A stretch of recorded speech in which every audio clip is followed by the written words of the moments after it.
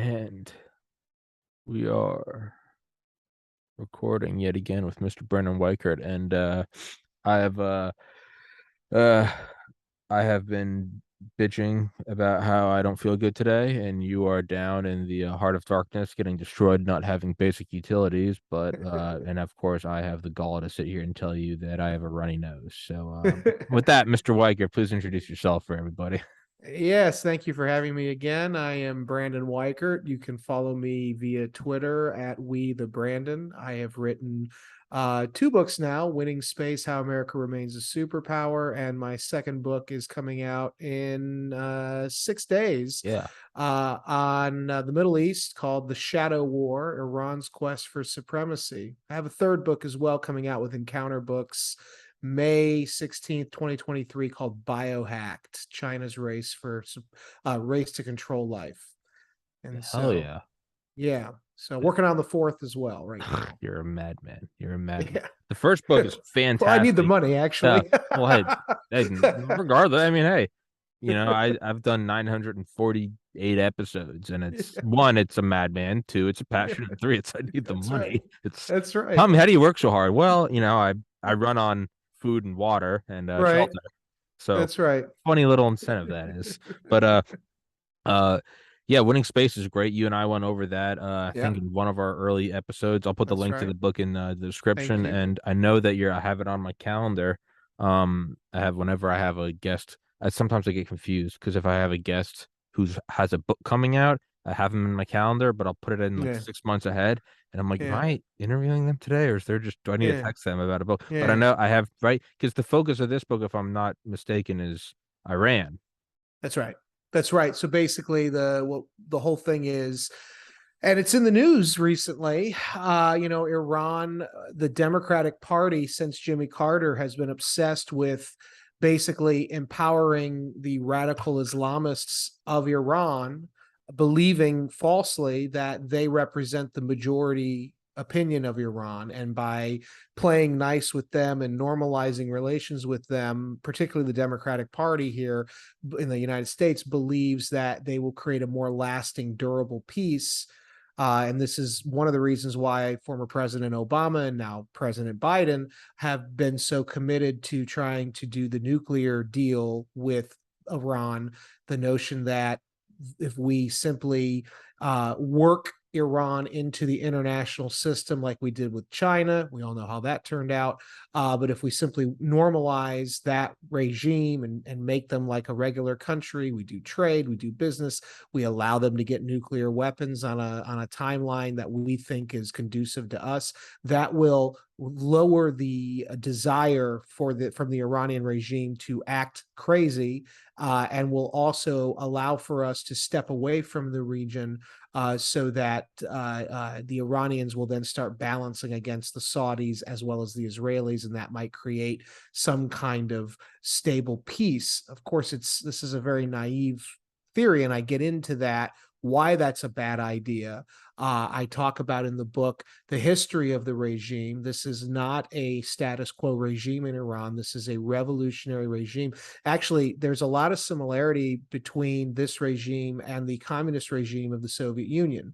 They're both radical revolutionaries. They are sort of, in the beginning, formulated the same way. There's a lot of psychological similarities between Lenin and the founder of the Iranian regime, the Grand Ayatollah Khomeini, who died in the 80s.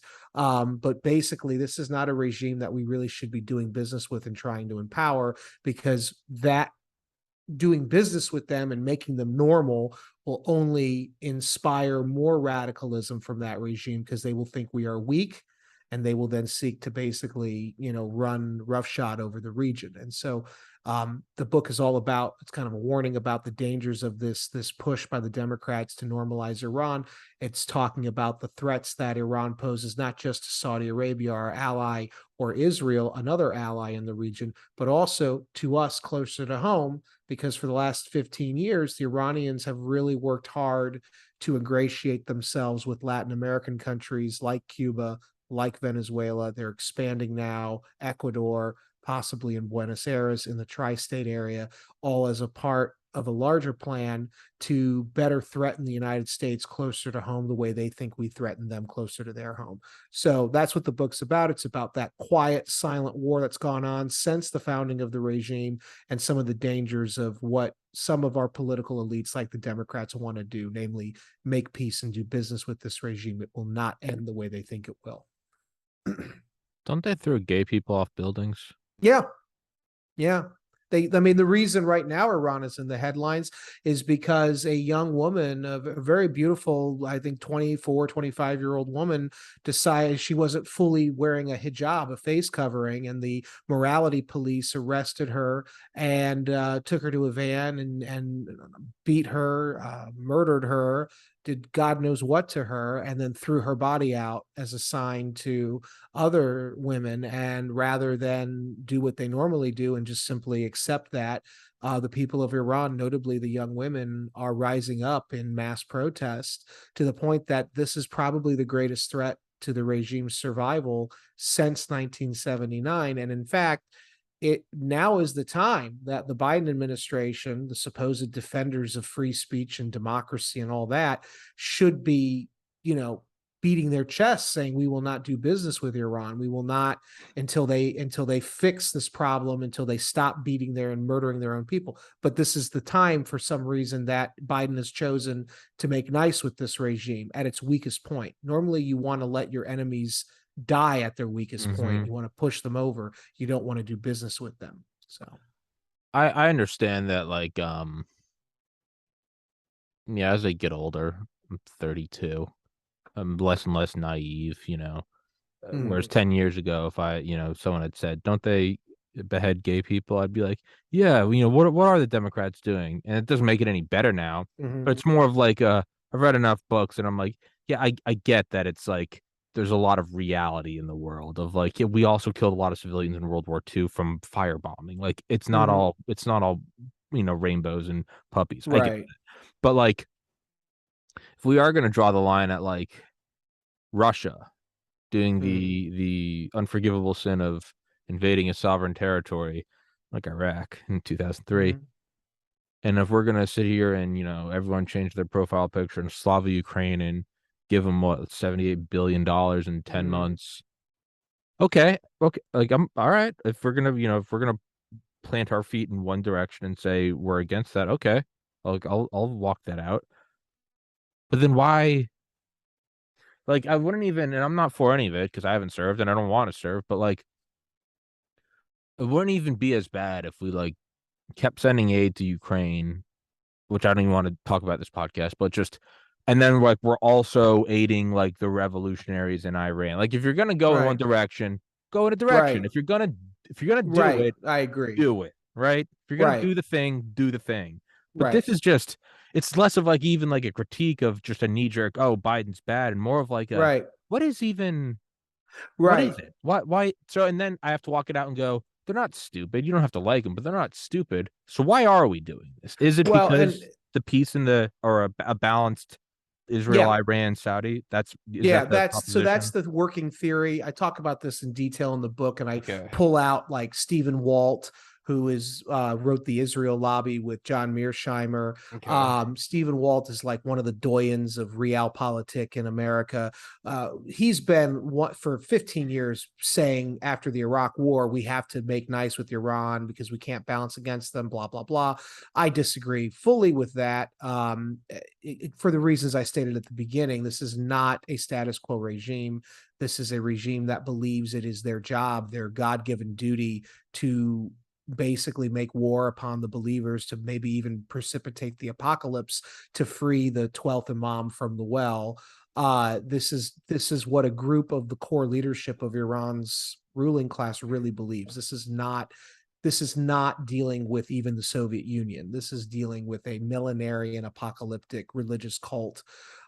So you can't do business with them. No. But the Democrats, this is in the book, I track with going with Jimmy Carter all the way to Obama. There is this very dangerous proclivity on the part of the Democrats since 1979 to try to make nice and empower Islamist parties and groups of both the Shiite Muslim and Sunni Muslim world. So Carter, and I found evidence to support this, and I talk about this in the book, Carter actually became very friendly with Khomeini, the Grand Ayatollah, when Khomeini was in exile in Paris. And rather than telling him to stay out of it, Carter basically said to Khomeini that so long as you support America and its war against the Soviet Union, we will let you come back to Iran and basically take over from the Shah, who was our client until that point. And in fact, the Shah of Iran, the king, pro-America, but he was old and dying, and he was very vicious and autocratic in his own way, a lot like Mohammed bin Salman of Saudi Arabia today. Not the old part, but the fact that he was autocratic. The Shah generals, when the Shah was being threatened, the generals wanted American backing to basically go in and wipe out all the Islamist revolutionaries that were in the streets and all the Marxist guerrillas that were working with the Islamist revolutionaries to try to kick the Shah out. And the Carter administration said, no, we're not going to do that. We're going to let Khomeini come in. We're going to let the Shah leave. And when the Shah's gone, Khomeini comes in, and then we're going to use our ability, our power to pressure the you generals into supporting Khomeini. And then the generals were like, if we do that, he's going to kill us. And that's precisely what happened. We sent in a guy named General Robert Heiser, who was then the head of NATO. He was the supreme commander. He was a U.S. Air Force general. He did not want this assignment, but he was ordered to do it. And he went down there to try to basically get the generals to not kill Khomeini when Khomeini landed. And it worked. But then ultimately Khomeini did as those generals feared, and he turned on the generals and murdered all of them, or imprisoned them. And basically, from that moment on, though, the Democratic Party wanted to do business with Khomeini. The Democratic Party under Carter initially supported the Mujahideen in neighboring Afghanistan against the Soviets. Reagan continued that, but that policy was initiated because the Democrats fundamentally believed that the Islamists were better allies for the Americans than the autocrats of the Middle East against the Soviets.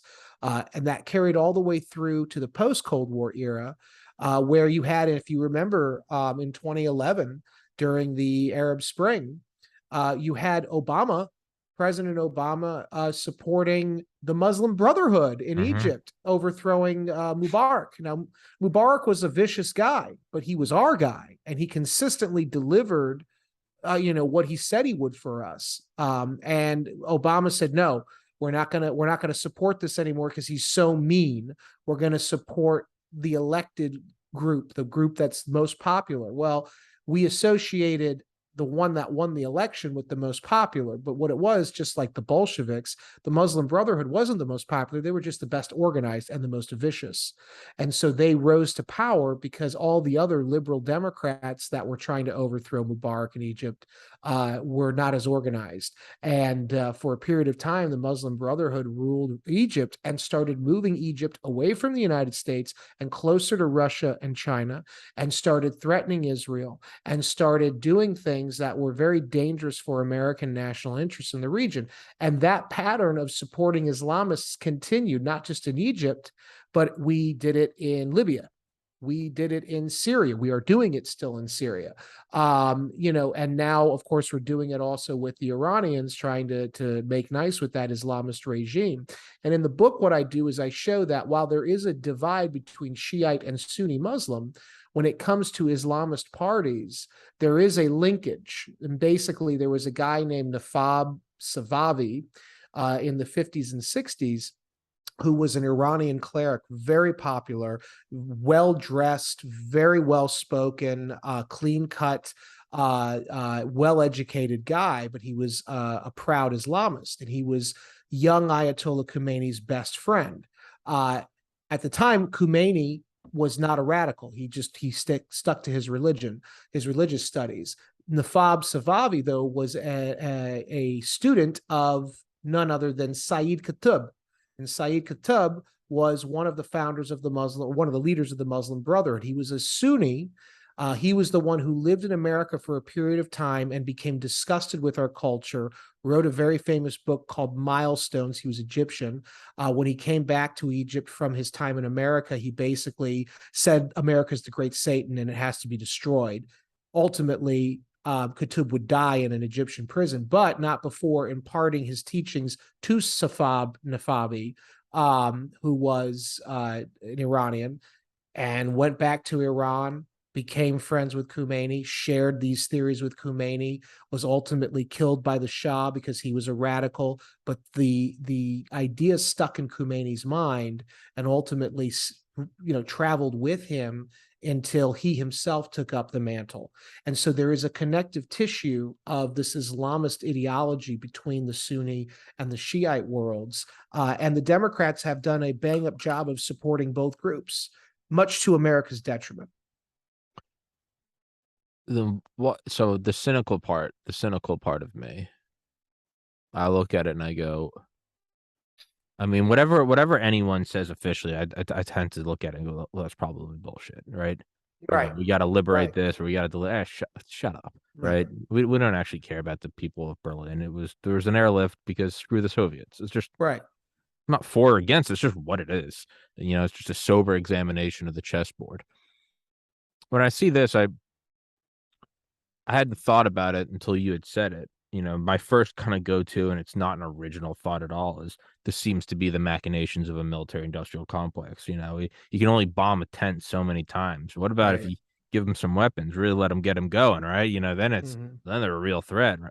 An Afghani or an Iraqi or an Iran, they'll never be the threat that like a good old Soviet Union was, right? Right. They're white too, and they've got missiles, so that's my first thought. But then I tend to think it's probably what you pointed out is maybe there is some true believerness in this. And I don't know. And maybe they're not mutually exclusive. Maybe it works to That's exactly right. maybe it works to give, let's make them a little bit of a real enemy, keep that war Right. machine going. But there might also be maybe there is a piece if they've all got guns, Right. nuclear guns to each other's head. It does sound wild, but at the same time, has there been an atomic bomb drop in warfare since August 9th, No, 1945? but we are rapidly approaching that We are boundary. rapidly approaching that cliff, and I don't, Yeah. Yeah. knock And on wood.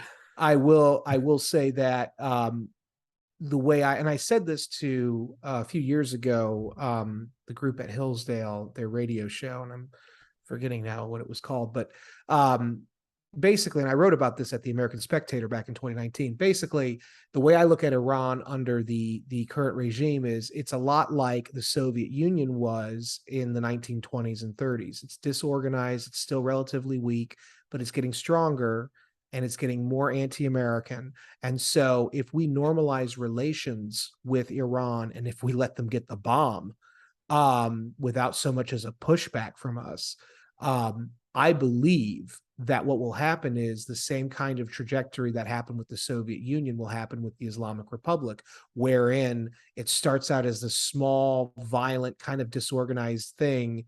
But then because we keep feeding that particular beast, hoping that it won't eat us, it grows and grows and grows until it becomes the kind of threat that the Soviet Union was. Because the Soviet Union did not begin as this great power threat to the United States. That evolved over the course of several decades because we kept ignoring the threat. Yeah. And I think the same thing could play out unless that regime is overthrown in these protests, which I don't know if it will be, especially since we're not piling on. Yeah. So there's that. Also, back to your point before about Ukraine and Iran, it does beg the question, if we're going to support for supposedly purely Democracy altruistic and means, yeah. why are we not doing this for the people of Iran who truly are, in many cases, most cases, non-violently protesting for their freedom? And Yeah. the only thing I can think of is the Hunter Biden connection. I don't believe the protesters of Iran have paid off Hunter Biden enough, because That's not even a bad point. Like all jokes aside, that's not even because why not? and right. And also, I think it marries up with this kind of ideological fixation on the part of most Democrats, this belief that the Americans in Iran with the 1953 coup, which, by the way, was not our That idea, was Britain. uh, Well, it wasn't even Britain. It was the generals of Iran. And I Oh, get into that in the book, how I went through, and the history is so convoluted because the Marxists in the West have managed to rewrite the history to make it where America and Britain were the bad they guys. thought it was like Kermit Roosevelt and It like was Kermit Roosevelt was on the ground, but what happened was circus the strongmen. right. The reason that the Democrats want to support these Islamist groups is because of this sense of guilt that we bullied throughout the Cold War Okay. the people, and oh, we were so imperialistic and colonial and terrible, and we put these autocrats in who were unpopular. But in fact, the Shah was the constitutional head of government of Iran. And I talk about this in the book. So And question. yeah, And yeah. and of course, only I have the ability to. Why do I interview you a week before your book out? Why don't I just have the patience to read the fucking book? But we'll do another one in a week. Yeah. But so is this something that? So I get what you're saying, right? Hey, no, that wasn't. That was big bad America. That was imperialism. That was CIA. That was Right. manipulating and well, okay, the poor people of the indigenous world. It's the whole Dole banana. Right. Medley Right. Butler. Where okay, I get Right. that. Now, so this is where I think the point needs to be. I guess we got to try to reach something. Do they actually do they actually believe the fiction then? That is what we're proposing, that it wasn't the CIA, it was the generals, and thus they are coming from a point of true belief that we have to sort of almost like slavery, almost kind of do like an affirmative action reparations, or are they concocting that story to justify it? In which case, why are they doing that? Is that Well, when you a when clear you say the question? they, who's the So they in so this the so case? so sorry, I'm not putting this clear. So I say, oh, that's because we knocked over their government, and you're saying, no, no, no, no, no. That's what the Marxists are saying to make us look bad. The reality is the Iranian generals, right? Right. And so Right. we have to go do everything that we're doing today in 2022 to make up for what we did in 53. So my question is, are they knowingly perpetuating a lie Okay. that we were involved in 53? No, I think the Democrats really believe it Truly believe the lie. Okay. because look at their education. Most of these guys, like Jake Sullivan, are coming from the Ivy Leagues where this is all taught without question. Okay. Okay. And all the Marxists are running our education system. And it was going back to the Cold War, it was a Soviet lie that the That Americans did this to the and the Iranians because British. it benefited. Yes. In fact, the Got it. Americans, Kermit Roosevelt, who was our guy on the ground during the coup, Kermit. Kermit Roosevelt took credit. And it pissed off the British because the MI6 was saying, hold on a second. Iran was our client. Yeah, that was Okay. our BP oil, baby. Generals, British right? The Petroleum. generals, that's right. The generals of Iran were so angry because what happened was the socialist pro-Soviet Mohammad Mossadegh, who became prime minister, decided, I want to get rid of the Shah. And therefore, he initiated a coup against the head of government, the Shah, because he knew that the Shah was going to ask him to step down. Okay. And the Shah fled the country because the Shah was afraid that he was going to get killed because Mossadegh was better at political maneuvering than the Shah was. And the general stood up and said, this is BS. The prime minister, Mossadegh, is acting in contravention to our constitution. They phoned the British. They said, MI6, we need your support. Please help us. The British said, we can help you, but we need the Americans as well. So the British worked with the generals to create this plan to stop Mossadegh, and then they needed American resources, at which point, very late in the game, the CIA got on the ground with Kermit, and of course, in typical American fashion, Kermit took all the credit at the end and said, the British were a sideshow. Yeah. And so now ultimately it blew back because now the British get to walk away like they were really not that involved.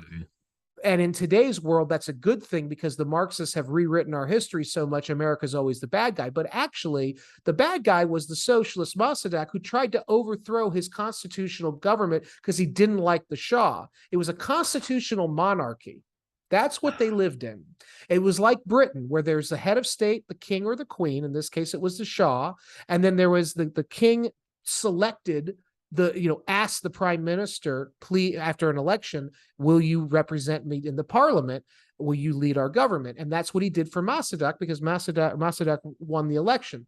But after a while, Mossadegh got too big for his britches and said, we're going to be a social democracy with myself as the leader. I'm going to both be the prime minister and the head of state. We're going to get rid of the Shah. And that's when the problem arose. The Americans only got involved at the request of our allies, the British, and the British only got involved because the constitutional government of the Shah was trying to protect itself from a pro-Soviet overthrow.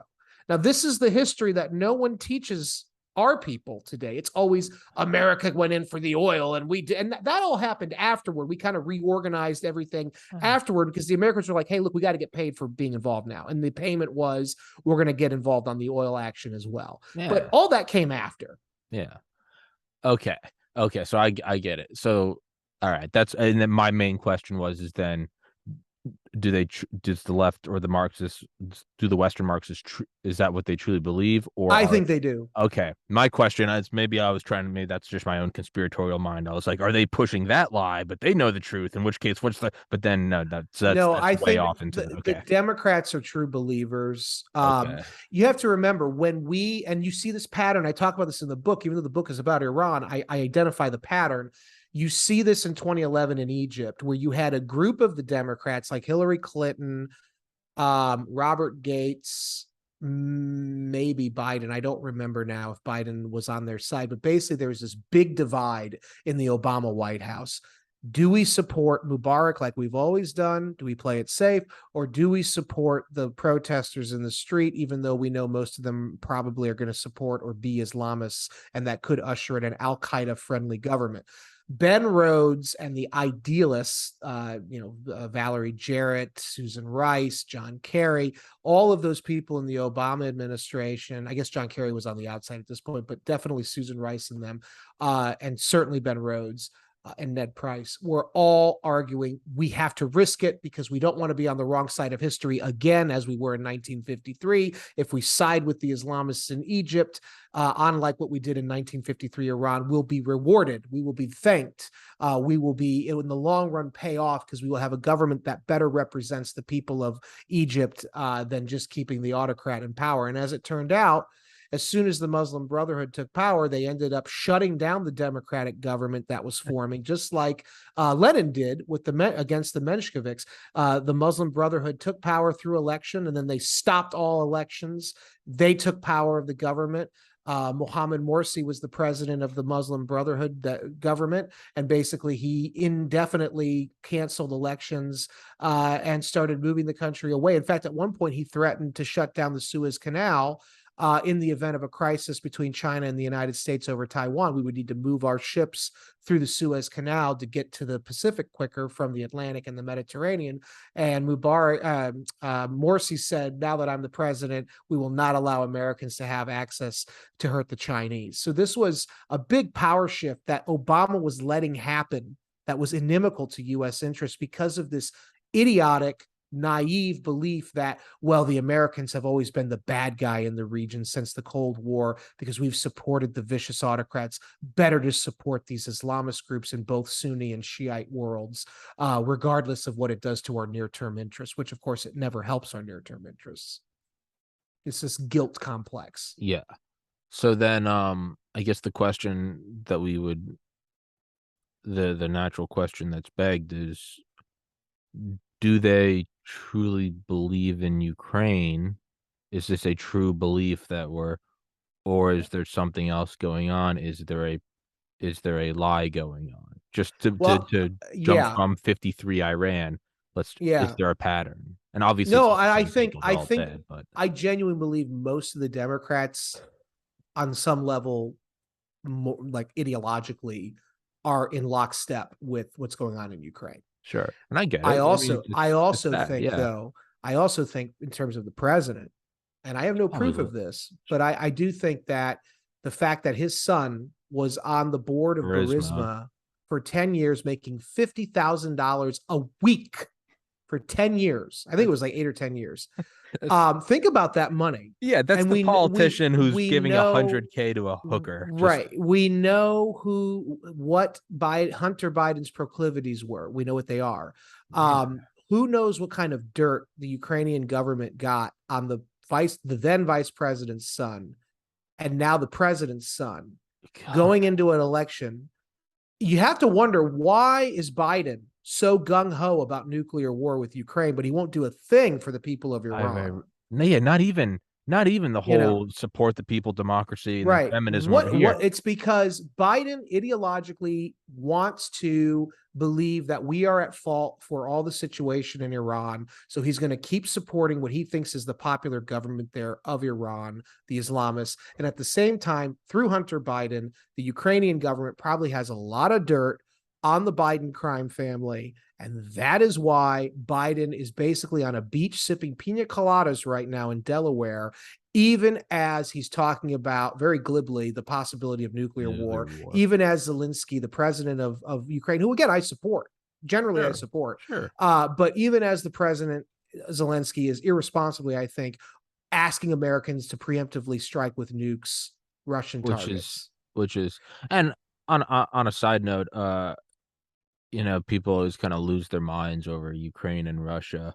Like, it's okay to hold, this is just kind of like an aside, it's okay to hold two beliefs. Like, it's in much the same way if a radical Islamist came over here and started grilling me about drone strikes, and then they actually spent 5 years with me and lived here, they go, oh, wait, you are as helpless against Langley as I am. And I'd be like, yeah, dude, I can barely afford my groceries. Like, in the same way, it's okay to scold, maybe the actions of a government of Ukraine, Russia, but like that also doesn't mean you're heartless. That doesn't mean like you don't feel for the people who are being shelled, or even conversely feel bad for the poor Russian fucks who, at a time when I was in college trying to get laid, they have to go invade, whatever. Right. It's okay to hold two, but that's just a little aside. But I do think that it's very interesting that the Biden administration is willing to go to nuclear war, at least verbally, over democracy and freedom in Ukraine, but not in Iran. Not that I'm saying we should risk nuclear war for that, but I'm just saying it's interesting. And especially when, while it is not in our interests, and this is why I do say I support Ukraine to a point, it is not in our interest to let Russia gain a greater foothold in Europe. It is also not in our interest, even more so, to allow for Iran, which is a proxy for both Russia and China, to gain dominance in the Middle East, which is a very important geostrategic location, if only because of the oil upon which we are increasingly reliant on, because President Biden has destroyed our domestic, and sell the strategic oil reserves and shut down. It makes no sense. This is where the cynicism starts to come in, because you go, okay, if we're gonna, like we said earlier, if we're gonna support Ukraine and the invasion of a sovereign land, and it's also a lot easier because, hey, guess what? They're white and they look like us and they live in apartment buildings instead of there being 5,000-year-old mosques. That's Tim Dillon. That's a comedian going, that's why people give a shit. Make no mistake. It's because they have street lights like we do and they look like us. But let's just drop that cynicism and go, okay, we're against the invading of a sovereign nation and the shelling of civilian cities. Sure, we could probably all fucking agree on that. The money, the aid, the inflation, whatever, let's just, on paper, okay, that makes sense. And then the first speed bump is we're not going to support the feminists in Iran and the gay people being thrown off buildings and beheaded. Okay, there's one thing. The next level is now we are also opposed to Russia because they are the big bad Russian bear, but we're not opposed to a Russian proxy, Iran. Furthermore, we are willing to ramp up our own nuclear saber rattling with Russia because we need to preemptively stop a nuclear war. And in the same breath, we're going to give nukes to the proxy of Russia, who are also fucking over innocent civilians like Ukraine, which to me says, if there's that much of a divide in logic, and these people at the helm may be evil, but they're not stupid, then holy shit, blackmail is a hell of a weapon. Oh, it is. It is. And you can just imagine what the Chinese have on Hunter. This is a nightmare. We have a compromise. I mean, actually, remember, Trump was supposedly the Manchurian candidate for Putin, and yet he blew up 400 Russian mercenaries in the Syrian desert. He in Deir ez-Zor, he got us out of the anti-ballistic missile treaty so we could build more sophisticated weapons to destroy Russia. he gave the lethal aid in far greater numbers than Obama ever did to Ukraine during his presidency, Trump. And that lethal aid is the reason for why Ukraine was able in the early months of the war that began in February with Russia. That's why they were able to be so successful in stopping the Russian invasion of Kyiv. It was the weapons that Trump gave them, not the weapons that Biden gave them. In fact, the first year of Biden's presidency, he started slowing down the military aid into Ukraine. This is not remembered well. It's not reported very well in the media, Yeah. but that is a fact. Is that so? It up is down right now when it comes to Biden. You have to wonder what is going on behind the scenes. Remember, Biden was the guy that authorized the Nord Stream 2 pipeline last year that precipitated. There's a direct line. I think you and I talked about this in one of our previous episodes. There's a direct link between Biden sitting down with Putin last summer at a summit and removing the sanctions that Trump had put on that pipeline to allow for the finalization of the construction of the Nord Stream 2 pipeline linking Russian natural gas sources with Europe via Germany through the Baltic Sea. That Trump had said that's a bad idea. We can't do this. Biden came in and said, we're going to rip that sanctions off and we're going to let Russia do that. The money that Putin made and was going to make is the reason why they have a Russian invasion now in Ukraine, because the funding mechanism, every time the price of fossil fuels is high for a period of time, Russia invades one of their neighbors. In 2008, they invaded Georgia. after several years of the oil being super high. The oil prices, because of America's domestic energy revolution, crash after 2014. And from 2014 till the day that Mr. Biden takes power, 2020, the Russians could do little more than make angry faces at the Ukrainians. But then the prices spike again, partly because of COVID shutdowns, also because of the Nord Stream 2, and also because Biden is killing our domestic energy production. And that's when Putin says, I now have the money to invest in my war machine and do what I want. And I think Biden's a pushover anyway, and I'm going to run roughshod quickly. Now, of course, it wasn't a quick war. And in fact, you mentioned Iraq. I was on Bannon's show about 6 months ago, War Room, because of the piece I wrote at American Greatness, in which I said basically Vladimir Putin is Russia's George W. Bush. He is a true believer in regime change, in this case against Ukraine rather than Iraq, and he did a very irresponsible, sloppy war of choice that really was completely unnecessary. It was completely unnecessary, just like the Iraq War was under George W. Bush. And like George W. Bush, Vladimir Putin is surrounded by a bunch of crazy ideologues who believe it's their mission to change the world to reflect their sense of who they are. And it's very similar, the neocons of George W. Bush's age and the neo-Eurasianists who surround Vladimir Putin today. I'm really trying to because I think you and I have been both very open about, support for Trump and dislike of Biden. So, but I'm really trying to not even just fall into that. I'm trying to look at this objectively. Mm-hmm. Well, I am too. Yeah. No, I'm not saying you're not. No, I mean, for anybody listening, people are always like, I can't believe you tried that. I'm like, I'm sorry for trying to see how other people think. And so I'm trying to think blackmail, right? Because Ukraine and Iran are at best case, it's because of, I mean, this is what a perfect control group. I mean, now that I think about it. And would the reason, so maybe we're getting blackmailed by Ukraine to do this, right? And I'm wondering, and who knows, maybe this is giving them too much credit, the current US administration. Maybe we're getting blackmailed by Ukraine. And I wonder if there's almost some sort of back channel communication with Russia, kind of like there was in 1962. Oh yeah. And I wonder if we're hey, we'll take the Jupiter missiles out of Turkey. I wonder if it's almost like we'll let your proxy make a ton of ground. So on paper, it looks like we are supporting Ukraine because they've got me by the nuts. But we'll let you sort of make grounds here. Let's avoid thermonuclear holocaust.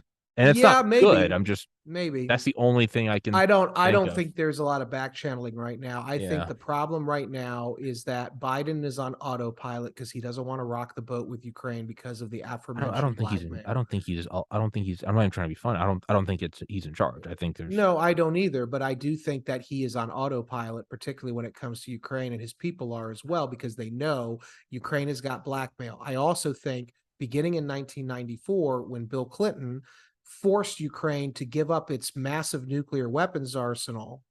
I mean, why would they have done that? That was insane, because if Ukraine had that arsenal, even though they were old weapons, that would have stopped the Russians from Deterrence. coming in.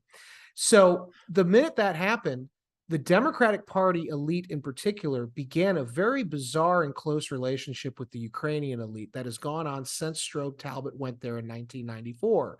The Chalupa sisters in 2016 were Hillary Clinton foreign policy advisors, and they were encamped at the Washington, D.C. embassy of Ukraine, working out of the Ukrainian embassy. Politico did a whole expose on the Chalupa two. sisters. Yeah, I think it was Anna.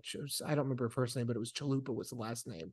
And she was a senior advisor to the Clinton administration, the Clinton campaign. And they were basically ensuring that the Clinton campaign and what they thought was going to be the Hillary Clinton administration were going to be very, very close to Ukraine because of the relationship that was formed by her husband and the Ukrainian elite going back to the 90s. So the Democratic Party in particular has been extremely close to the Ukrainian elite. And at the end of the day, whatever. Yeah. The fact is Ukraine was aggrieved. Russia illegally and unlawfully invaded Ukraine. It Sure. is not in America's interest to let Russia enter and invade and dominate Ukraine, because they will not stop there. We really do have to give Ukraine the ability to preserve their territorial integrity. But at some point, we need to recognize that we have leverage over Ukraine, and that if we do not exert some of that leverage now, as they're pushing the Russians to the fringes of eastern Ukraine to stop them from totally doing this, what's going to happen is Vladimir Putin will think he has no off-ramp. He will know that his economy is collapsing, and it is starting to now. He will know that his people are overall opposed to this war, and they are. And if he can't win conventionally, which he can't anymore, He'll lash out. he will lash out, because he knows if he doesn't try to change the conditions on the ground in Ukraine to be able to say, I'm giving you a win, Russia, somebody's going to put a bullet in the back of his head. Yeah. Because he used to be the guy that put the bullets in the back of the heads of other guys. It's what that country is built on. That's what it's the Silnaya Ruka. That's the term. He is this. It's the iron fist. Yeah. And when you weaken, then you die.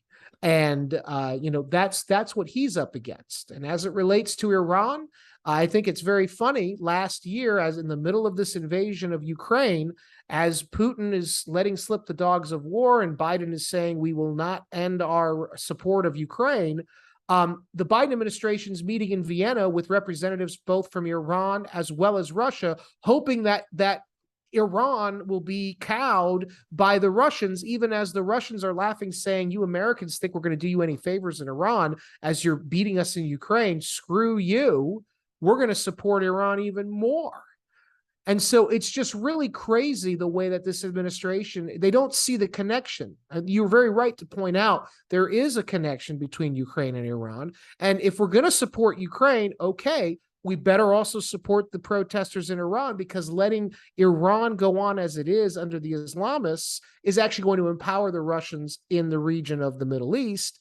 And also, God knows what's going to happen with Russia and Ukraine. But it's just a very bizarre thing that we're trying to create these divisions where none exist. Russia will act in their interests, whether it's in Ukraine or Iran. Why do we think any differently? It's bizarre. Yeah.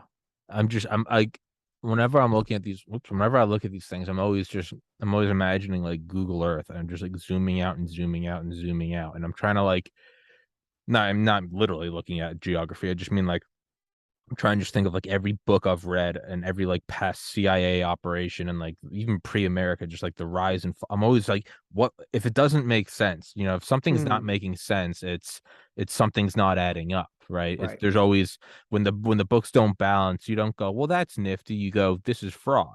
right? I mean, Right. just 2 years ago, I was still working at a liquor store. I mean, you count the early morning thing and you're like, yeah, it says 136 and like it should say 140. And I'm like, I just looked at it. They're like, we're not opening the store yet. Where's that $4? And I'm sitting there Right. like hung over, like, I don't fucking what? And then you go through and you find it. You go, there it is. It was tips or whatever. So when something doesn't make sense, there's fuckery afoot. Right. So I'm trying to the so on one hand, I do look at your hypothesis that it's for peace in the area because let's now take what we just said. Why would Ukraine give up their nuclear weapons in 94? This would have acted as deterrence. We could take that and go, does that apply to Iran now? Does when you have deterrence, does this lead to more peace? So there's one nugget. The other is are we fucking in Ukraine? Excuse my French. I know, you know, you're always very clean, and I sound like a moron just swearing. But Not in my personal life. I swear like okay, a sailor. it's just it's the passion coming out. But are we messing with Ukraine to be sort of set up like a fun house to taunt Russia in their backyard because Russia is in bed with Iran, who is in South America, taunting us? Is it a form of like mutual assured Perhaps. taunting? And Maybe. is the Yeah. rest of this sort of the bread and circus for the, you know, we're here and we're going to nuclear war? Are they looking at it from a million mile altitude and going, they're not going to stop messing in South America. They're probably running a bunch of ops on us that's not going to be declassified for 50 years. And are we just a little, and this is kind of, I guess, almost in like a pro Biden view. Are we just sort of tit for tatting in You would Ukraine right hope, now? but I don't I would think that's the hope. case. I really, you keep saying that they're smart, and individually there are some smart people there, like Kurt Campbell, who I respect the hell out of. He's their China advisor. He's a hawk on China. He got it wrong under Obama when he said it was okay to let them build those islands, but he has really come back into government, intending on making China pay. So individually, there are some people around, even Biden, who I kind of say, okay, they're not that bad.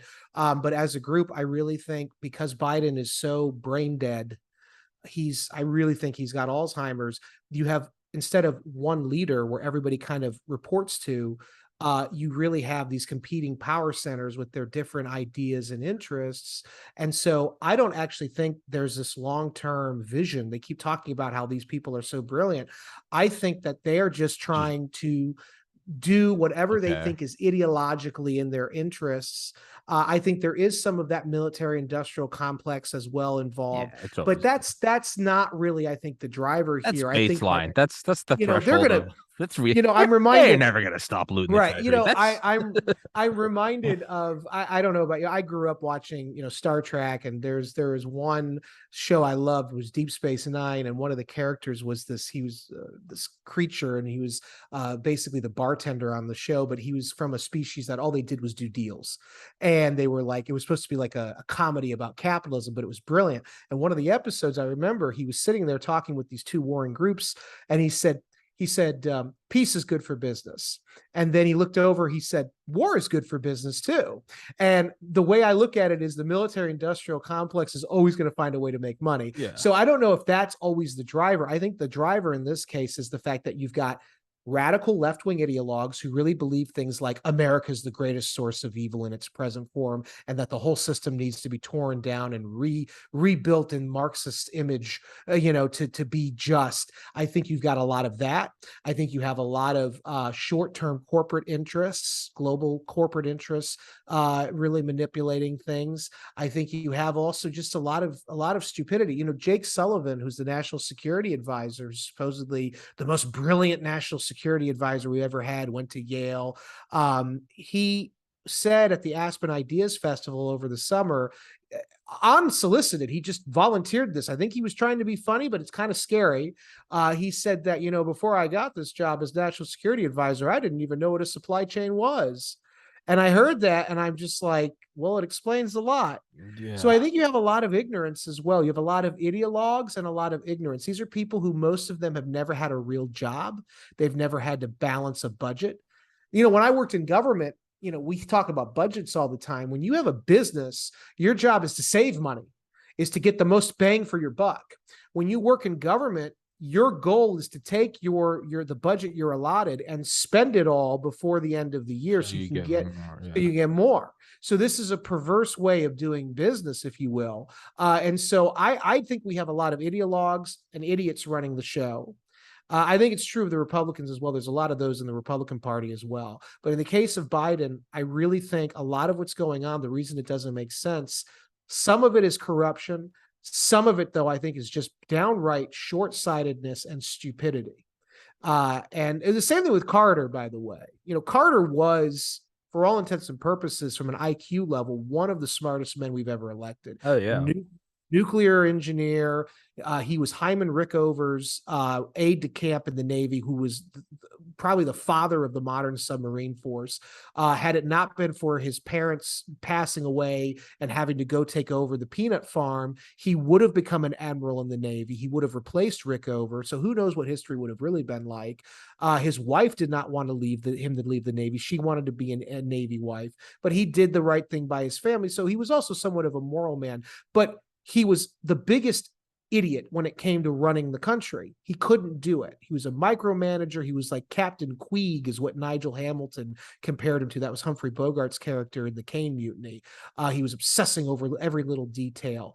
He micromanaged everyone. He didn't let people kind of develop their own system for working for him, and it showed. And Biden is not a micromanager per se, but he has a lot of people around him who just have no business being where they are, and it shows. And I think that's true of many Democratic administrations going back to Carter. I think the last kind of competent president we had as a Democrat was either Truman or Kennedy, and there was a lot of problems there. I wouldn't include LBJ in that, because LBJ was a target picker. He didn't understand how to, he just didn't understand how to let people do their job who worked for him. So anyway, though, I don't know if they're really that smart in the Biden administration. I think as a group, they're really quite dumb. And I think that's why we're having these things happen. Biden came in and he destroyed our domestic energy capabilities, making us more reliant on Russia and the Saudis. He's at war with the Russians by proxy, and then he's picking fights with the Saudis because he doesn't like their human rights record, and he's trying to hand off weapons of mass destruction to their religious rivals in Iran. And now he's surprised that Saudi Arabia wants to cut all this production of oil. They're sticking it to us because they think Biden's been sticking it to them, and the Saudis are not wrong. In terms of I guess when I always say like these people aren't dumb, I think the reasoning for that is I always hate when people kind of write someone or something off as dumb, Sure. because I think that's and this isn't to you. I mean, I think that's just like I think we're giving them an out that they don't deserve when you call an evil person dumb. Yeah. I get like a clinically insane person and they kill someone and it's like they need to go to jail, and then you talk to them and they think that, their dog is God and that the CIA is listening to their teeth, and you're like, "Oh, this Right. person isn't there." Like, Right. I get that. It's but that also doesn't mean that they're not dumb. Like, there are dumb people, but that's kind of my just default, is I always just assume, like, don't give them the benefit of the doubt. Well, it's ignorance and arrogance. Yeah. It's ignorance, and so they don't know as much as they think they know. They are informed by their ideology for the most part, particularly the political appointees. You talk about people in government for their whole career, that's a different story. But I'm talking about the Biden political appointees. Gotcha. And then also you pair that to this notion that their ideology, the left-wing ideology, is the greatest. It's perfect. It's almost quasi-religious. That gives them a sense of arrogance. That ignorance and arrogance pairs very nicely for making very bad choices and for getting America into really bad positions. And that's where we are, because most of the crises we're facing over the last few years are entirely of our own making. Yeah.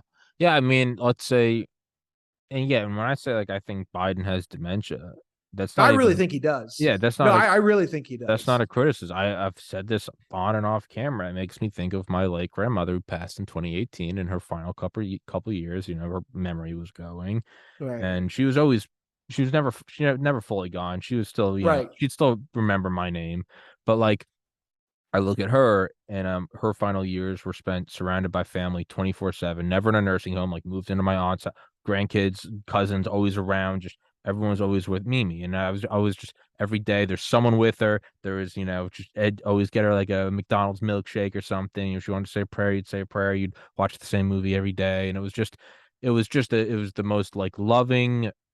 passionate way I've ever seen someone kind of like go out of life.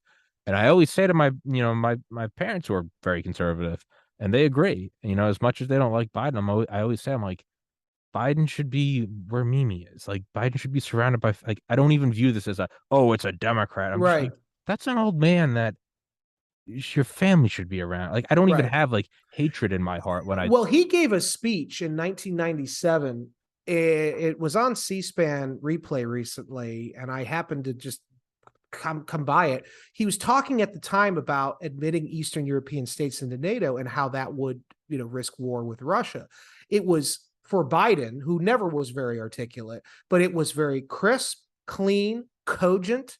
It was a different man yeah. speaking. He was calm, he was affable, he was funny. The Biden of today slurs his words, can't keep string a sentence together. You can tell has no idea where he is. He Yeah. suffers, I think, from aphasia.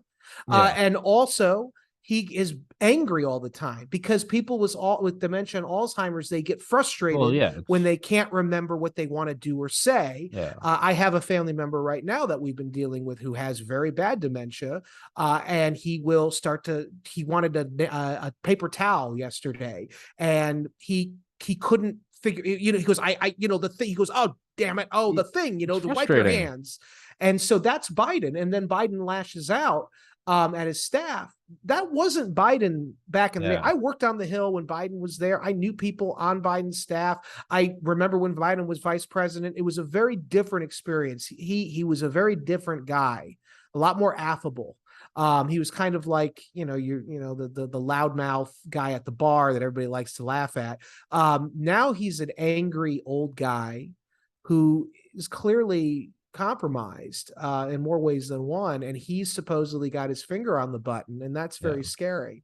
It's very scary. Yeah, no, and it's I mean, I had a concussion in May and I was losing my temper because I was just forgetting like if I were to be talked for like 2 weeks, I couldn't even remember the name of the person I was talking to. And yeah, it was frustrating because you're like you just feel Right. like you're like losing like your grip on like the most, consistent thing you have, like short-term memory. But that being said, I think there are some really evil people who are Absolutely. looking at the person we're looking at and going, that person should be surrounded by family, and they're looking at that and going, oh, Opportunity. we got ourselves a pup, which is Yeah. just, Well, I it's mean, like also, by the way, inner circle it's of what hell evil. well yeah, but it's also Putin sits down with Biden last Well, that's year it. before and he's, we have to remember Putin was a trained KGB counterintelligence. Yeah. He was the guy who hunted, he was the spy who hunted spies. Yeah. Okay. So he's trained in a certain way. He went to the Andropov Institute of the KGB. That's where he received his training.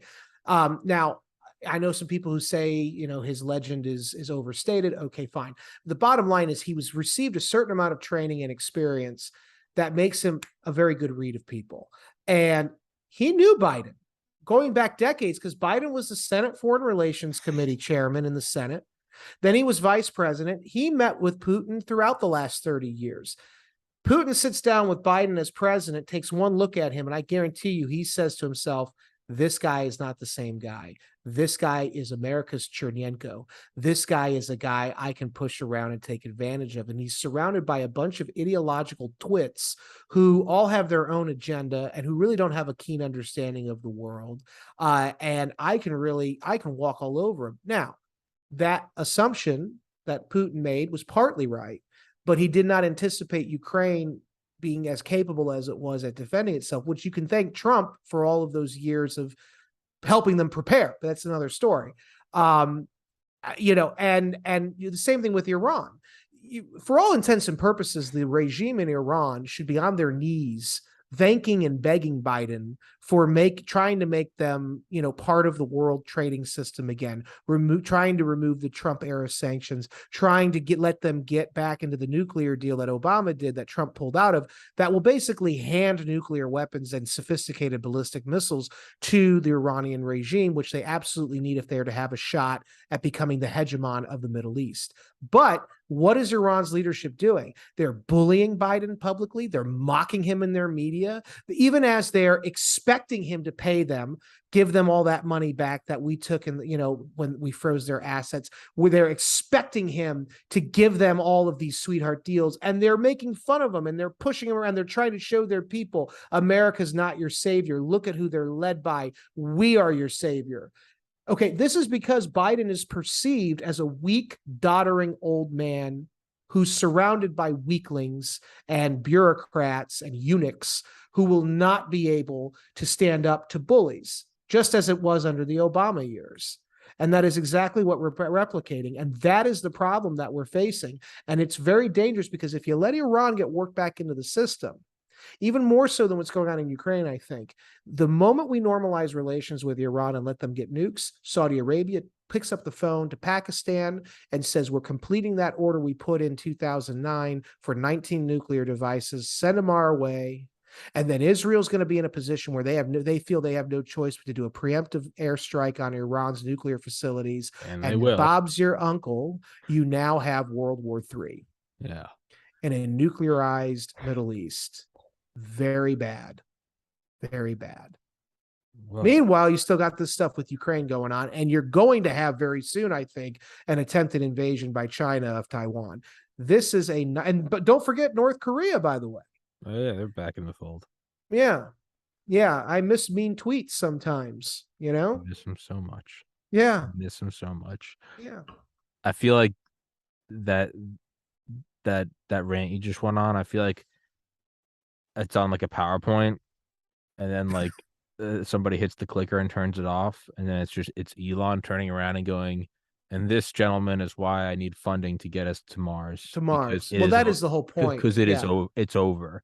Yeah. And I just see a bunch of philanthropists shelling out money. And that's and that's why people. So I think it was wrong what Elon said about Taiwan. I think he was probably. What did he say about that? So, he said a couple of days ago about Ukraine that basically they should just do a deal, cede the Russian-speaking portion to the Russians and let the free side, and that's something that you and I have been talking about for a year now. Yeah. And I happen to agree generally with him. I think he was being too generous in the territory he was saying that the Russians should get, but that's a detail. But then a day or two later on Twitter, he came out and said, also, we should tell Taiwan to give up dreams of being an independent country, and we should let them become a special administrative region of China like Hong Kong and Macau were for the last 50 years, which of course we know how that ends. We know how it ended in Hong Kong. Who's got the blackmail on Elon? Well, Elon has a lot of business connections with China, and also the Chinese government said that they're going to make Elon, quote, pay for what he said about Ukraine. But the point is, I think, setting aside some of those business interests, my thought is we know, going back to 2005, the founding of SpaceX, that Elon Musk has been obsessed with getting humanity to another planet. And when he was asked why he's so committed to this, he said because humanity being on one planet only is a recipe for disaster, because either we're going to get taken out by a natural disaster, global warming in his mind, or an asteroid strike, or World War III will go nuclear, and we won't have any redundancies out there, and humanity dies on this planet in that crisis. So he wants to get to Mars and have a chance of building a viable colony, but he's not ready yet technologically. So I think the reason he's saying this stuff is less because of blackmail and more because he's an idealist trying to buy time for his technology to mature. He's scrolling all the way out on the map. That's what I think. And I do think, though, it's very dangerous that he has these business ties to China. Yeah, I mean, but he's wrong about Taiwan. He's very wrong, I think. Sure, but I mean, I'm trying to, and again, I'm admittedly an Elon fan, so as am I. I wrote a whole book giving him praise. Yeah, I know. So he doesn't return my emails, but hey, I doesn't return mine either. Listen, I understand, and I didn't write a book about him, but like, I do kind of get that, where it's almost like, but yeah, you're doing business with China, and I know you're trying to like, bide your time and mature your technology and continue stacking the money to get us to Mars. Just devil's advocate for Elon, he might be saying like, I don't care if it's a Chinese world or an American world. He's I he's think looking that's the case. he's looking all the way out at like millennia, and he's going empires rise and fall. The American Yeah, empire, whether it's this year or in a century or whatever, will be done, just like Britain, just like Spain, just like whoever. that's I exactly think what I he think his says. exact quote is, "We need to get to Mars so that the light of human consciousness is not extinguished." Yeah. And the problem with that thought is yes, empires do rise and fall. America will eventually be, a It will fact of in time. history. It will. It just But the issue is that for now we are still the best thing, even with all of our problems. We are still the best thing in the world. A Chinese dominated world is a very bleak world, and it's one that doesn't prize people like Elon Musk. It is one that will and is seek to stymie them. and is it worth giving that world a backup hard drive? Right. Is that And even worth also, fighting for? that's right. And also, one more thing, when Biden was first sworn in, I was approached by a contact at the Pentagon. Someone in Kamala Harris's circle wanted to talk to me. They were corralling a bunch of space experts because the vice president heads the White House Space Council. And so she wanted to get briefed on some issues about space. And they said that we'd like you to be one of the people she talks to, and or her people. I never talked to her. It's her people. And I said, okay, but you do know, they said, we read your book. Everybody knows you're a Trump guy, but you are one of the leading authorities on national security space policy. And I thought this is great. Maybe Biden's going to be different. Sure. Maybe his team's going to be. And I thought, okay. I did not get paid. I said, you don't need to pay me for this. I'll do this because I'm a patriot. So I received the phone call. It was around inauguration. I can't remember if it was 2 weeks before or 2 weeks after, but it was around inauguration. And I talked to his science advisor, and one of them, and she um, was peppering me with questions about who owns space legally, in my interpretation. And she said, we're talking to other people, we're talking to actual space lawyers, but we want to know what you think. And I said, okay. I said, well, and I realized quickly by her questioning and what she was saying to me in that 2-hour conversation, I realized that they were going after Elon. And the reason they were going to go after Elon was because he had said in November of 2020 that if SpaceX got to Mars, it would not be governed by American Yeah, law. yeah. It would be governed by either SpaceX corporate policy or by, more likely, the international Nash- law that governs the Arctic and the Antarctic. And that was disconcerting to many people, including myself, because SpaceX survives because of US government contracts. Mm-hmm. So, on some level, Elon Musk is obligated, I think, when Sure. and if he does get to Mars or anywhere else in the solar system and creates a civil or a colony there. In my opinion, he is obligated, he's duty bound to create a system that is predicated on US law. Furthermore, US law is the most business friendly, even still today with all the regulations. It's the most efficient, it's still the most fair legal system in the world. So why you wouldn't want to replicate that is beyond me. But from a military perspective, it's very dangerous to allow for a company that's based in America that is increasingly an important component of America's national security construct to then basically freelance in the solar system. And so I told Harris's people that it was very disturbing what he said. You should communicate this to him privately when you take power. At the same time, he is literally the only one keeping us in the space race with China. And if you come down too hard on him, you're going to kill his business. You're going to kill his innovation. You're going to then send a signal to the rest of the industry that if you act like Elon, you're going to get regulated to death. And that's going to cede the high ground of China. So it's better to just talk to the man and convince him, hey, don't say this stuff. And hey, you got to fly the flag when you're on Mars, rather than coming down on him. And of course, they came down on him. They canceled his launches. FAA started regulating him when they never did before. And I wrote a piece in the Washington Times, which got me basically banned and blacklisted for almost the entirety of 2020 on social. Yeah. But anyway, my point with this is that Elon, I think, is of the mind that we need to be in a post-national mindset. Yeah, I But mean, I don't agree with that.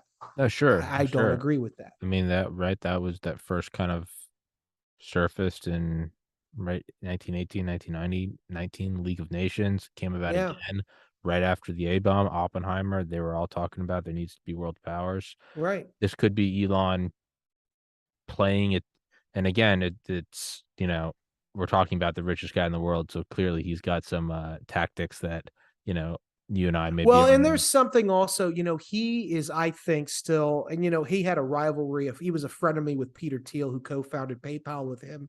We know Peter Thiel is intimately involved with the Trump Republican movement. Mhm. Um, I think that Elon Musk is coordinating with Peter Thiel. Peter Thiel's group believe certain things, like we need to do a deal with Russia over Ukraine. A lot of these people on the Peter Thiel right, I like Peter Thiel fine, just fine, but a lot of these people around him that he's supporting believe that Taiwan is not worth a fight with China over. And I think he's starting to parrot that, because I think he's getting increasingly more involved in that new right movement, Yeah, which is fine. But I'm of that mindset for the most part, but there are certain things where I disagree with them on. And one of them is we should be supporting Ukraine up to a point, and B, we should not let Taiwan fall, because that is not in America's geostrategic interests. And C, when and if we do get to Mars, it should be the American flag flying there, not some international flag. I pointed this out in the book, Winning Space, the second to last chapter. It was nations that got the colonies set up in the New World: France, the Netherlands, Britain, Spain. It was not some pie in the sky global government. It West, East, and wasn't. East. It wasn't even the Hudson Bay Company or the East India Company. That came after. Those were given mandates by their home governments, usually Yeah, Britain in this case, to go forth in the name of the Queen and settle. But they still flew the British flag, yeah, right? And it's the same thing with SpaceX. I'm fine with giving them kind of a letters of marque to say, go out into the cosmos in our name. yeah, yeah. Who But and you can't just avoid the whole America factor. yeah, maybe in his mind, it's maybe that will get the U.S. government to foot more of the bill. Maybe, maybe. Hey, And hey, we should, because NASA's failing bigly. sure, So we're going to need to stay in the race it somehow. And might right now, be SpaceX is the main game in town. it might be something like that where hey, I'll throw 200 billion at it. Give me an extra Yeah. 10%, and yeah, I'll slap that flag on there. I have no idea, Yeah. or he's just an asshole. I don't know, or he's looking at like decades long term, and he's going, maybe I lose American support, but by saying it's not an American or any nation thing, that might open up the coffers of the European Space Agency. And the Chinese. I don't know. I don't I agree do with think it, he but might also be making a calculation that maybe China is the future. could very well Eric be. Prince made the same. Remember, Eric Prince made the same calculation. Eric Prince, who's the head of Blackwater, Mhm. largest private military contracting firm in the world. After 2008, he was sick and tired of the U.S. government going after him after he won contracts, saying that he violated human rights, etc. He then opened up facilities in China and served as, this is maybe not well known, but Blackwater became as much of an agent of Chinese Mhm. influence, notably in Africa, Yeah, for as the it Belt was and of Road American Initiative. influence in the Middle East. Yeah, And didn't he? so Sorry, go these on. these multinational corporations that begin as American enterprises become internationalist in their outlook because of how they grow. And maybe these business leaders are saying, America's in decline. The Chinese are right. They're the future. We're going to hedge our bets. That's what these Wall Street guys always do. They hedge. And maybe this is Elon and all these other billionaires who have business interests saying, we're going to protect our interests.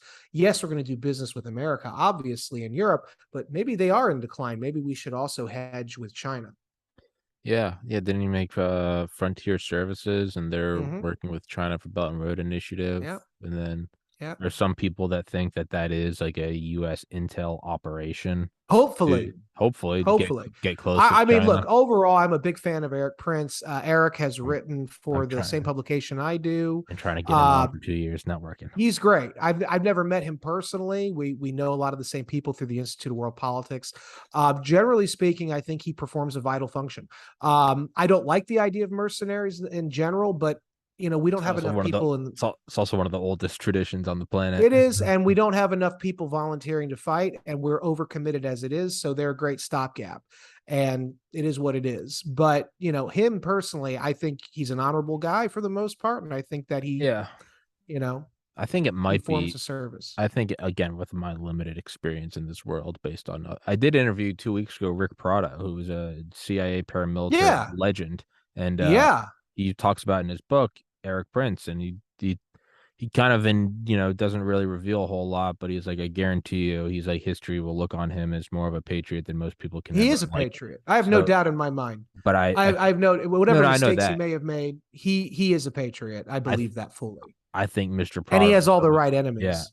I think Mr. Prado is almost saying with like a wink and a nod, like it'll come out that he's, which tend to leads more evidence in my mind to keep your friends close and your enemies closer. Why Absolutely. not let China think they've got frontier services? How And else would you get on the ground intel? And frankly, Bannon's idea of using Eric Prince in Afghanistan to replace U.S. forces was probably the best idea for having our cake and eating it when it came to Afghanistan. We'd have Yeah. been able to pull our forces out safely and still maintain what interests, normally not pretty much counterterrorism interests, we had there by keeping that Blackwater and CIA paramilitary force in place. But of course, that went out the Eh, window with Biden. with Kabul, yeah. Prado talks about Prado talks about, he goes, he's like, Blackwell, he goes, he has built a better army. He's like, that's just a fact. He goes, it's a better. He goes, Yeah, there was a guy here in Sanibel who was retired Blackwater, and he was an interesting guy. He had some yeah, pretty interesting stories of what they yeah, were doing in Africa. yeah. Prado was telling me, Yeah. you were saying in his book, he's like, and that shouldn't be a surprise. Of course, the private institution's better than the public one. Like, Right. it's better. Well, look at SpaceX. Look at SpaceX. There Look you at what go. they're doing in a fraction of the cost that NASA does. Look at what Yeah, they're doing. yeah, And for them, it is about there's something to be said about the profit motive. You have an absolutely. obligation you have a fiduciary responsibility to make money for yourself and the company you lead. That Yeah, is your incentive. yeah. And you Why? have to be efficient because you're always going to have less resources than the government has. And yet the This, government has all these resources. I also teach. I don't know if you know that. I've seen it day in and day out with teaching where we give our schools all of the resources in the world. We have probably one of the best funded Department of Education systems here in the United States, yet we're churning out the stupidest, least competent people for the last 30 years, and it's getting worse. So more money does not equal better outcomes. yeah. It's about leadership, accountability, and all that is part of the profit motive. Yeah, no, you know absolutely. I'm a massive fan of it. Why am I doing a podcast today when I, feel sick as shit? And it's, well, I want this thing right to grow. It's on me and I right want it to grow. That does lead to greatness. It's just what it right is. right There's a reason You're for it. grinding. Yeah, it Yes. is. There's nothing else will Yes. move you towards it faster. And Right. and even as private companies get more bloated, like Northrop Grumman or Boeing, and get more incestuous with the government, they become, Right. what a surprise, Less less efficient. efficient. Yep. They just finished, Yep. book. I'm trying to get the author on. No success. I just finished the book, Kill Chain by Andrew Cockburn, and they're just going through all of it and talking about like Oh, obvious, yeah. Because like, there's another book called Kill Chain by Matt Boos, who's about who used to work on the Hill. Yeah. it's Yeah. fantastic. But he's going through and he's talking about all these smaller startup, companies, and Grumman's like, we can build you a drone, 300 million a pop, and then you have Right. some other company that's like, I'll do it for 200,000, and it's like you still see as these monoliths get bigger, they kind of almost get absorbed by the government Well, and and also then become the shit. corruption. Yeah, that too, that And too. then And then there it's was a revolving theory. door, Senate, all Yeah. about And then there building was a warehouses and theory districts. about why we left all the equipment in Afghanistan, all that beautiful equipment. So you have to buy And new the shit. reason, so you have to buy new stuff. But it's also, I Yeah. look at it as like, you're also just, instead of getting caught red-handed, funding the rebels in 10 years, which we'll be doing because it's what we do forever. Why not Yeah. preemptively fund them? Just give them a bunch of MRAPs. Right. When you need them, Right. there it is. It's Yeah. That wasn't us. That was the last administration, and then the Right. game keeps going for, or maybe, and then I guess kind of last note, and we'll wrap this up is maybe it's less of that Musk sees the future being China and less that Eric Prince sees the future being China. Maybe there's maybe you have to open your mind even more. Maybe we are moving to it's dystopian, but maybe we are moving towards a future of the multinational conglomerate. Maybe they will Yeah. develop their own. So how long until all the countries are kind of Yeah. taken, all the geography is taken up. Get to a new planet, all of a sudden you Right. have Amazon country, and Right. Well, think about Alien, the first and second Alien, right? They they had that move. corporation Wayland Yeah, something. It was all about corporations jockeying for dominance in and space. how is that really any Yeah. different than nations? Right. It's just a Right. different name. If any, Another thing that these rich businessmen might be trying to do with China is, particularly people like Prince and SpaceX, Musk, they have all these contracts with the government. They're very exposed to the US government and its whims. One day it's giving it contracts. The next day they're trying to destroy the business because they don't like Elon Musk or they don't like Eric Prince's politics. Maybe possibly the reason they're doing more business with China is because they're trying to insulate themselves. They're trying to protect them, saying, "Hey, America, if you're going to try to kill my business because the new president doesn't like me, well, I'm just going to do business with your rival in China and screw you." it might You be as know, a form of like inducing, self-defense. yeah, like Yeah, hey, like, don't fuck with me. Yeah, it right. might be a form. We might be witnessing the. It's not that. Yeah, it might be the witness of nations as an idea are following. And Yeah. it might be, and that's not a good. But it's also, No. I mean, this is kind of a dark pill to swallow. But like, if we're talking about how much more efficient private corporations are, Yeah. you might start have America Inc. and it might be a Yeah. lot better than America. It's why Maybe, America is better than socialist countries. It's yes, but at the same time, you have to be careful because also remember what dystopia. Remember what Carl Icahn said about 10 years ago. Carl Icahn was railing against corporate structures. He said it was the last acceptable form of feudalism in the West, Yeah. the hierarchical Yeah, nature no, of, no, you're not and wrong. And so, as we just saw with yeah, the vaccine mandates, like, hey, maybe yeah, the whole lockstep thing isn't good. yeah, I don't yeah. know, man.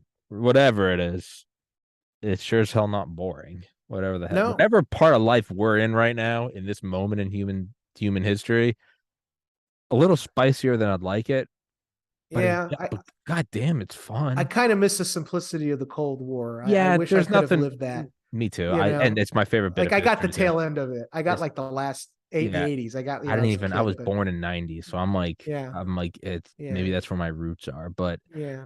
Well, the 90s were definitely phenomenal, but yeah, yeah. Who knows though? Maybe I can't help but think that in like 80 years, people are like, "Fuck, I wish I was alive for the '20s, the Roaring '20s, no, the even cooler ones." Like, no, I think it's going to be the raging 20s is what yeah, I it think might it be. is. I mean, Yeah, but we also got these yeah, just almost trillionaires. Like, we're gonna go set up another planet. Like, we're living yeah. And in they're going a to leave us behind. yeah, we are living in a wild moment. Like, Hmm. fuck the Wild West. No, we're going true Wild West. Yeah, Like, I we're know. going to In another space. planet with different Hmm. gravity. Like, Yeah, you don't even yeah. forget saloons. Like, we don't even know Right. what the weather is here. Like, That's right. the That's right. nighttime sky is different. Can't breathe properly here. Right. Wild wet. Yeah, I mean, I yeah. don't.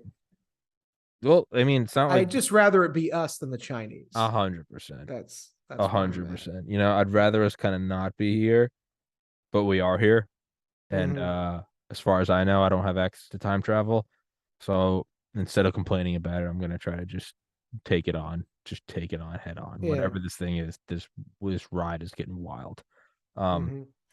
Mr. Weichert, I'll put your Twitter in the Thank you, sir. description. Links to all your Thank books. you. I'll text you right now before I forget, and we'll set up another episode for the book. Yeah. Yeah. And yeah, man, thank you so much. Always a pleasure Thank talking you. to you. Yes, sir. You always keep my head spinning, and for everybody watching, that jacket, that fucking it fits. It fits. Thank Mr. you. Brandon Weichert, thank you so much. Links to your All books will be right. in the Talk to you description, later. Twitter, website, all that good stuff. Go follow him. Thank you so much.